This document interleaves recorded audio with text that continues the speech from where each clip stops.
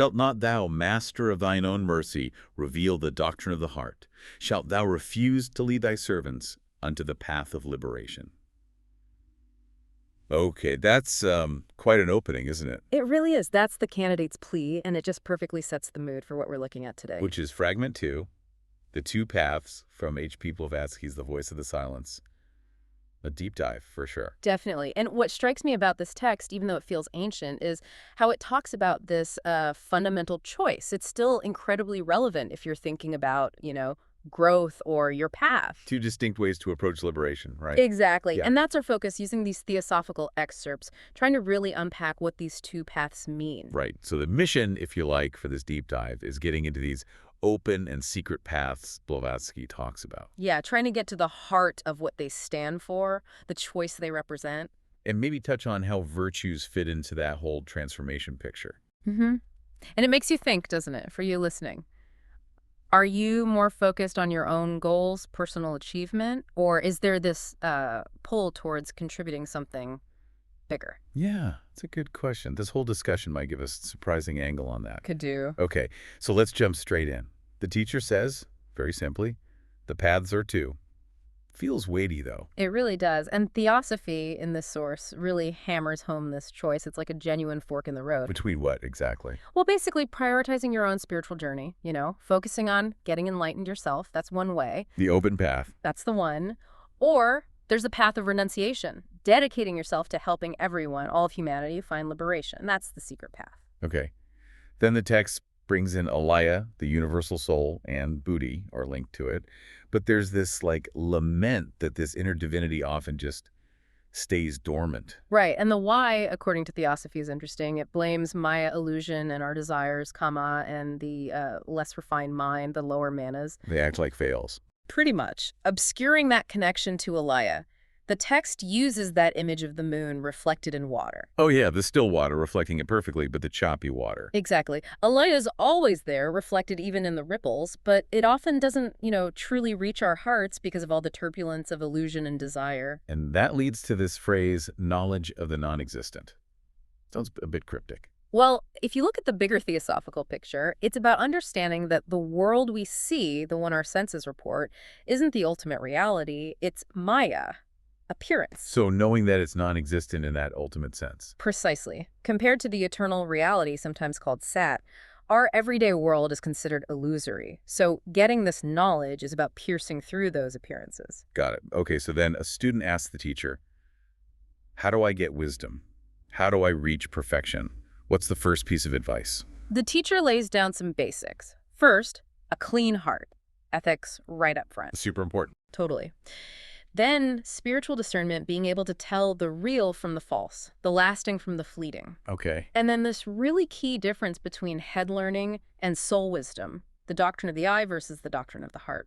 Right. You mentioned those. What's the real practical difference? Think of head learning as, book smarts, facts, theories, intellectual grasp.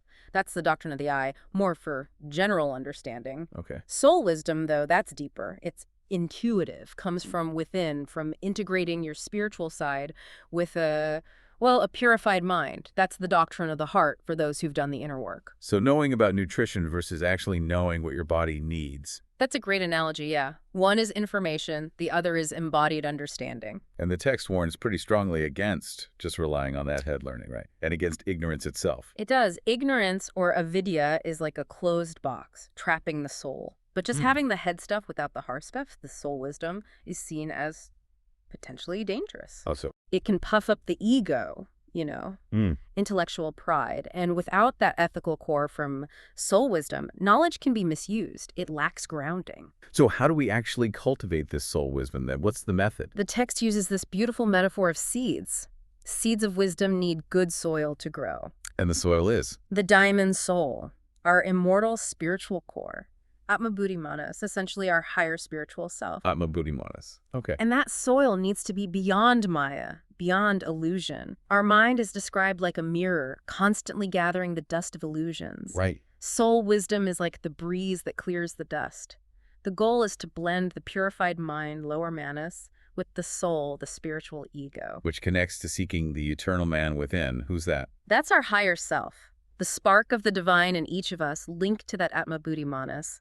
The text urges us to look past the senses, past the material, to find this core essence. And then that amazing line, "Thou art Buddha." Yeah, it's profound. Not saying we're all fully awake right now, but that the potential for enlightenment, for Buddhahood, is inherent in everyone. It echoes that idea of inner divinity found in many traditions. The text also really warns about ego and wanting praise, doesn't it? Oh, absolutely. The personal ego, ahankara, and spiritual pride are seen as huge roadblocks. Seeking praise. That's self-deception, because the true self is beyond worldly judgments. There's that image of the fool sitting in pride. Invisible to everyone but himself, yeah. A stark warning against getting trapped in that spiritual ego. Okay, so back to the two doctrines, eye and heart. What's the key difference being stressed again? It's about who they're for and their approach. The I doctrine is more for the crowd, often dealing with external things, rituals, beliefs. Its followers might say, I know. Confidently. Right. The heart doctrine is for the elect, those who've really prepared themselves through effort and inner work. Their tone is more humble. Thus have I heard, acknowledging the wisdom comes through a lineage. Then karma comes in, called the great sifter. How does karma connect to these doctrines? Well, the heart doctrine itself acts like a sifter, helping us separate real wisdom from just, intellectual stuff. And karma, the wheel of the good law, is always turning. Sorting things out. Constantly. Separating the golden grain of true knowledge from the husks of false learning. The hand of karma, guided by the kamic heart, ensures everything has consequences. You need the right ingredients. Exactly. True knowledge, the flower, needs Amrita's clear waters, pure spiritual truth. Mixing the husks of bad teachings with Maya's dew, worldly illusions, leads nowhere good. Now, the text hits hard against the idea that liberation means stopping loving people or even hating family. That feels important. It's absolutely vital. Theosophy completely rejects that. It calls out specific ascetic groups, the Tirthikas, for holding those kinds of, frankly, misguided beliefs. Because Theosophy's core is universal brotherhood. Exactly. That's foundational. Love and compassion aren't obstacles. They're essential signs of genuine spiritual understanding. You don't achieve enlightenment by becoming cold and detached in that negative way. Okay, and what about action versus inaction? Is bliss just about sitting still? No, the text is clear. Sin isn't only about physical actions. Our thoughts and motives matter too. And bliss isn't just about inactivity. So how does the soul evolve? Through wise, selfless action. The Deva ego, our reincarnating self, grows through engagement, not withdrawal, as long as that action is free from attachment to results. That's where true bliss comes from. Then we get this contrast, dharma of the eye versus dharma of the heart. What's the difference there? The dharma of the eye relates to the external world, the stuff that's ultimately temporary, illusory. Fleeting. Right. The dharma of the heart is about Bodhi, true divine wisdom. That's seen as permanent, everlasting, rooted in the awakened soul. There's that allegory of the lamp, wick, and oil for purification. Can you unpack that? Sure. The lamp is the spirit, Atma Buddhi. The wick and oil are our lower parts body, desires, kama, lower mind, manas. Okay. To make the lamp burn bright, the wick and oil need cleaning. The cleaner is our disciplined spiritual will. And the flame. The flame is the higher self. It doesn't directly feel the messy cleaning process happening below, like a tree trunk staying steady while the branches get blown around. Our higher self is stable even when our lower nature is turbulent during purification. The text then seems to critique just focusing on external asceticism, like living in the woods. Yes, it warns against thinking that just physical hardship, isolation, minimal food, self-mortification is the guaranteed path to liberation. It's not enough on its own. Not according to this. While discipline has its place, real progress comes from inner work. Purifying thoughts, emotions, cultivating compassion. You don't reach the silent self at Buddhi Manas just by toughing it out physically. Which leads nicely into the Bodhisattva ideal. Who's the lion of the law? That's a title for the Buddha. The text emphasizes how the Buddha, seeing humanity's suffering, gave up that sweet but selfish rest of just being enlightened alone. And became a teacher instead. Became a teacher for everyone. This is the essence of the Bodhisattva. Someone highly attained who chooses not to enter final nirvana immediately. Why? To stay and help others find their way is a profound act of compassion. And this connects to sowing kindly acts. Directly through karma. Every kind act creates a positive ripple. But not acting when you could show compassion. That's called the deadly sin because it creates negative karma. So self-knowledge and loving deeds go hand in hand. Inseparable, according to the text. One grows from the other. The listener is then told to fix their gaze on their star. What's the star? The star is your higher self, your monad, that unique spark of the divine within linked to Atma Buddhi. It's your inner light. So focusing on that means? Aligning your whole being thoughts, actions, consciousness with your highest spiritual potential, your inner divinity. And what are the shadows that vanish? Those are our temporary personalities, the fleeting stuff, body, emotions, changing thoughts. They come and go. But something endured. The knowing part, Yeah. the higher ego, that persists across lifetimes. It is knowledge itself, not tied to this temporary physical form. There's also this call to accept the woes of birth. What's that about? It means understanding that being born into this physical world with all its limitations and suffering is actually a necessary part of our evolution. We learn through it. Exactly. We learn by navigating the consequences of our karma. Accepting this prepares us for the next stage, understanding the three vestures of the path. Right. The Nirmanakaya, Sambhogakaya, and Dharmakaya. Can you give us the quick version of what they are? Sure. They represent increasingly sublime states, Nirmanakaya, an enlightened being who stays connected in a subtle way to help humanity, postponing final nirvana. Okay. Sambhogakaya, a body of radiant bliss and light, very advanced. And Dharmakaya. That's the ultimate. Formless merging with the absolute. Complete liberation, oneness with everything. Then we get the Shanga robe and this stark choice between, well, selfish bliss and compassion. Yeah, the Shanga robe symbolizes that path focused only on your own liberation, reaching nirvana for yourself. Which leads to eternal light, but But the text says it kills compassion because that individual is no longer actively helping others still struggling. A Buddha fully merged in the Dharmakaya state can't directly intervene anymore. that really forces a question about priorities, doesn't it? It really does. Which brings us right back to that core choice.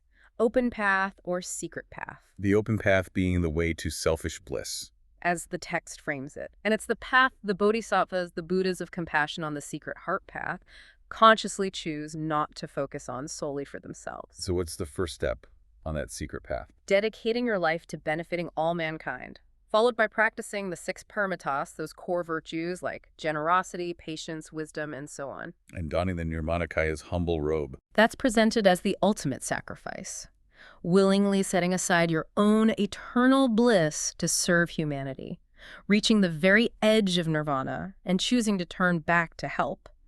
That's the supreme step on this path of renunciation. Like that surgeon analogy mentioned earlier. Choosing service over retirement. Exactly like that, using your achieved state for the greater good, not just personal peace.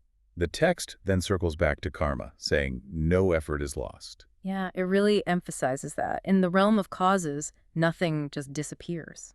Every action, even a harsh word, has its effect eventually. So present actions shape the future across lifetimes. That's the core idea. We're constantly weaving the fabric of our future reality. And it's not just individual karma, right? There's an interconnectedness. Right. The text highlights group karma. We're all linked.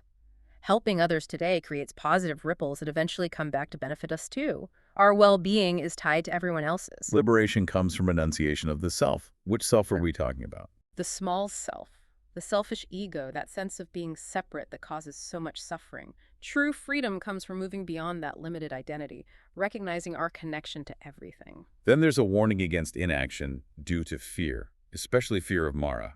Who's Mara? Mara represents temptation, delusion, attachment, all the things that keep us stuck in suffering and off the spiritual path. So don't hold back from helping out of fear. Exactly. Being afraid of getting entangled or afraid of Mara's tricks and therefore not acting compassionately, that's seen as a mistake with negative consequences, like being thirsty but too scared to drink from a clear stream. And we need to fulfill our duty, our dharma. Yes, Theosophy stresses that each of us has a specific role or appointed work based on our karma. Ignoring that is like living in vain. It's about engaging with life and contributing what we uniquely can. Which leads to acting without attachment to the outcome. Why is that detachment so important? It purifies motivation. If we act expecting pleasure or feeling pain, we're still caught by karma's grip. Acting selflessly helps exhaust those karmic ties. And it can lead to CDs, spiritual powers. Potentially, yes. But the text immediately warns against seeking powers for selfish reasons. That's a big trap. Even small acts of service matter, though. Absolutely. You don't have to be a blazing sun. Being a humble planet or an evening star, offering whatever light or guidance you can, is incredibly valuable. Every selfless act counts. The text then gets into some pretty esoteric stuff with Mi'kmaq, Lagpa, Nima, cosmic symbols, Yeah, likely referring to celestial influences in esoteric astrology. The main point isn't the specific astrology, but the bigger picture. which is That evolution happens in vast cycles, kalpas, even for these huge cosmic intelligences. They also shift roles based on karmic law. It shows these principles apply universally from us to the cosmos. and we're encouraged to share the wisdom we gain. Definitely. Seek out those who know less and share the law. The insights you've gathered is part of the compassionate path, helping uplift others. What about making pride subservient to devotion? What does that achieve initially? That's presented as the crucial first step. It leads to becoming a Shrotapati, a stream enterer. Meaning you're definitely on the path. Yes, you've entered the current that flows towards nirvana. It's a fundamental shift away from ego towards humility and genuine seeking. And that devotion can actually unlock knowledge from past lives. That's fascinating. It is. The idea is our higher ego holds memories and wisdom from previous lives. Sincere devotion can act like a key, unlocking that latent knowledge, maybe even faculties developed before. Humility keeps coming up. Why is it so central? It's seen as vital at every single stage. You need it to be open to learning, and you really need it once you start banning knowledge to stop pride from taking over and derailing you. Like the ocean accepting all rivers. Exactly. That analogy shows the vast, receptive, unshakable nature of true wisdom grounded in humility. Then there's this idea of restraining the lower self by the divine, then the divine by the eternal. What are these stages? It's a deepening process. First, your higher spiritual will, the divine, guided by Buddhi, masters the lower ego, the lower self. But then, even that higher individual self needs to align with the eternal, the universal Atma Buddhi, going beyond even subtle selfish desires. Which might relate to that paradox. The way to final freedom is within thyself. That way begins and ends outside of self. How does that work? It's profound, isn't it? Freedom's potential is inside us, in our divine core, but realizing it means going beyond the limits of our personal lower self. So the inner journey leads outward. Leads to expanding beyond the ego, connecting with the universal self, recognizing we're all interconnected. The text also mentions that great wisdom might come from someone who seems unassuming. Yeah, a good reminder not to judge by appearances or status. True insight can be found anywhere, maybe in someone outwardly humble. The mother of all rivers might look ordinary if you're blinded by pride. And arhans, the truly perfected sages, are rare. Their birth is special. Extremely rare. Their attainment, their spiritual birth, is symbolized as happening at midnight, a time linked to deep esoteric knowledge. It requires incredible purity, transcending normal consciousness. But it's comforting that arhatship isn't usually a one-lifetime thing, and the path is always open. Absolutely. It underscores that this is usually a gradual evolution over many lives. The goal might be far off, but the chance to start, to make real progress, is always there for anyone sincere. No one's barred from the fierce strife against the lower self. And even falling or stumbling isn't a total loss. Exactly. Effort isn't wasted. The inner enemies, those negative tendencies we fight and maybe even just dent in this life, won't have the same power next time. Every bit of progress counts, even with setbacks. We keep coming back to acting without attachment. Why is that so critical for either reaching nirvana or losing the chance? It purifies motivation right down to the root. If you act hoping for a reward, even nirvana, you're still tied by desire. True liberation comes from selfless action, done out of duty or compassion, not clinging to the results, the fruits. The Bodhisattva choosing the secret life over liberation is called thrice honored. Why such high praise? Because it's the peak of selfless compassion. Willingly postponing your own bliss in nirvana to endure the miseries of secret life, being in nirmanakaya, to keep helping humanity awaken. That sustained sacrifice is deeply revered. So finally, we reach the end of the journey, the 4 and 7 portals, and the ultimate choice. Yes. After progressing through all the stages, the aspirant faces this final, profound decision point. The path splits. 2 possibilities. Immediate personal bliss, nirvana, or deferred bliss through continued renunciation and service, the Bodhisattva path. Both are rewards, but the choice reflects the aspirant's deepest nature. So the one becomes the 2. Open path and secret path. What are their ultimate destinations again? The open path leads right to nirvana, the changeless change, that state of absolute reality beyond description. And the secret path? Leads to self-immolation, which sounds dramatic, but means the voluntary sacrifice of personal liberation to keep benefiting others, a path of ongoing renunciation. And the path of woe. That's the secret path. But the woe isn't personal pain. Exactly right. It's not selfish suffering. It's this mental woe unspeakable, born from deep compassion for all the suffering in the world, for the living dead caught in karma's cycle. Even these great sages feel that sorrow profoundly. There's also that advice to let karma run its course. What's the wisdom there? Focus on stopping the causes of negative karma now. Once an effect is rolling, like a tidal wave, let it unfold according to the law. Purify your intentions and actions today. Don't try to fight yesterday's consequences directly. And Dharmakaya and Parinirvana, how are they attained differently on the two paths? The open way leads straight into the Dharmakaya state, oneness with the absolute, which means stepping back from direct worldly intervention. Okay. The secret way also leads to ultimate parinirvanic bliss, but only after, well, potentially countless kalpas, those huge cosmic ages of selfless service, involving repeated choices to renounce nirvana out of compassion. The text really highlights the sacrifice of the Samyak Sambuddha, the perfect teacher. What did they give up? They embody the absolute highest ideal.